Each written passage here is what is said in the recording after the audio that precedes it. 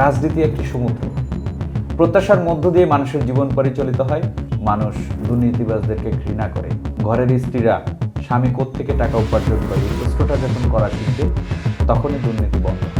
৭১ সালেও একটি গোষ্ঠীকে ভাতা দেওয়া হয়েছে। আবার এই জুলাইকে সামনে রেখে আমরা চাই না যে ভাতা প্রদানের মাধ্যমে আবার একটি রাজনৈতিক দল বা একটা গোষ্ঠী দমনপীড়ন নিষ্পেষণের যে চিন্তাধারা সেটিতে ফিরে আসুক।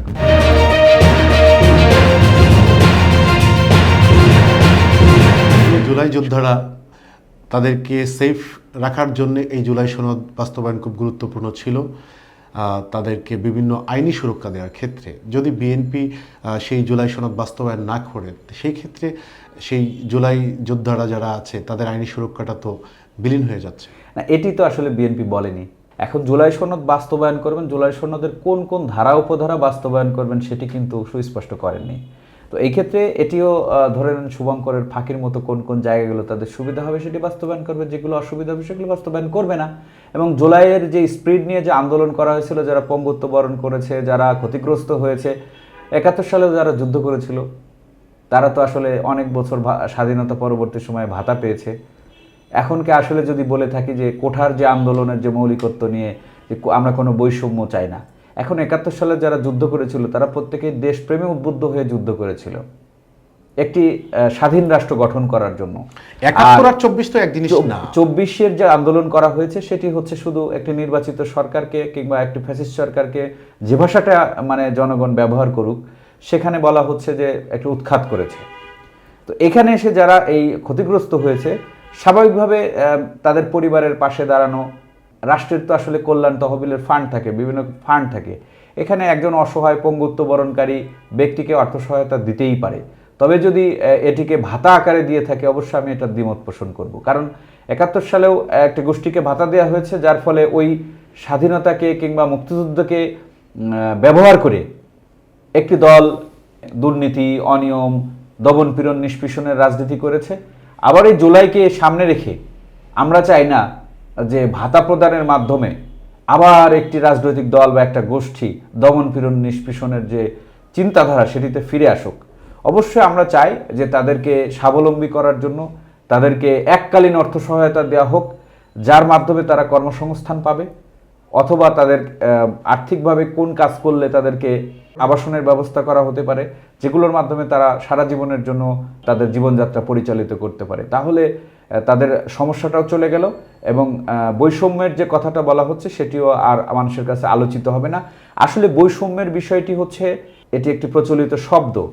আমরা মানুষ বৈষম্য তখনই দেখতে পাবে না যখন সুশাসন নিশ্চিত হবে। সুশাসন নিশ্চিত হওয়ার জন্য নির্বাচন কমিশন ক্ষমতায়ন, বিচার ব্যবস্থার স্বাধীনতা, বিচারপতি নিয়োগ প্রক্রিয়ার স্বাধীনতা, যেটা স্থায়ী সুপ্রিম জুডিশিয়াল কাউন্সিল গঠন করা থেকে শুরু করে, এবং শিক্ষা পদ্ধতি সংস্কার এবং কর্মসংস্থানের জন্য সত্যিকার অর্থে একটি সুনির্দিষ্ট দিক নির্দেশনা নির্বাচিত সরকার দিবেন, যেটি জুলাই সনদে বাস্তবায়নের কথা বলা হচ্ছে, যেটি কাঙ্ক্ষিত ছিল, সেটি আসলে কতটুকু বাস্তবায়ন হবে সেটি আসলে আমরা এখন জনগণ দেখতে চাই।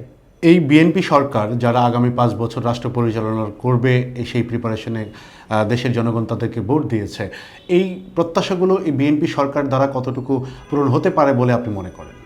এটি আসলে আমার বক্তব্য না। জনগণ যেহেতু ভোট দিয়েছে, জনগণ প্রত্যাশা করেই ভোট দিয়েছে। বিএনপি সেই প্রত্যাশা রাখবে, আমরা সেই প্রত্যাশা করতে পারি।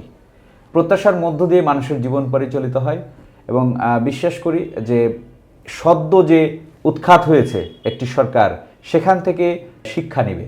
যদিও আমরা বাঙালি, আমরা শিক্ষা নিতে চাই না, আমরা শিক্ষা সবসময় দিতে চাই, দেওয়ার মানসিকতা রাখি, নেওয়ার মানসিকতা রাখি না।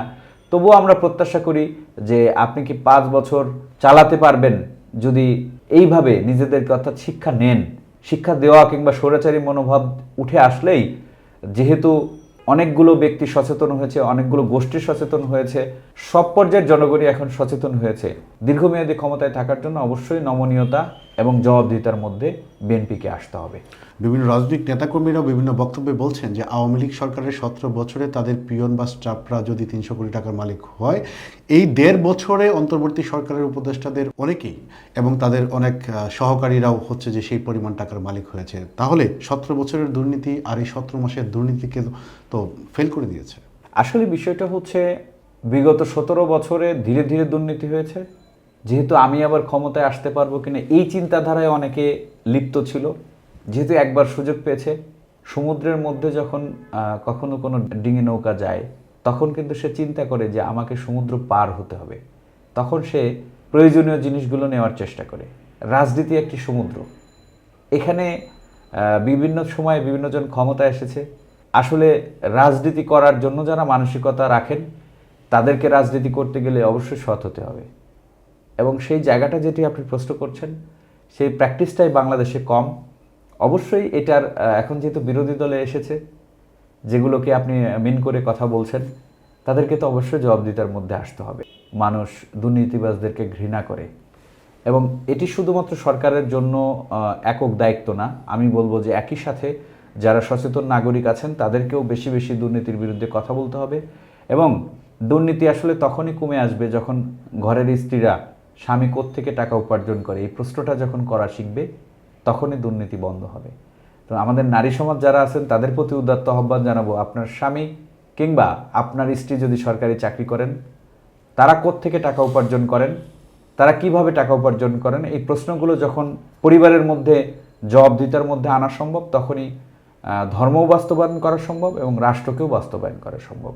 এবং আমরা প্রত্যাশা করি যাদেরকে নিয়ে কথা হয়েছে, তাদেরকে অনতিবিলম্বে গ্রেপ্তার করা হবে এবং সঠিক বিচারের মাধ্যমে।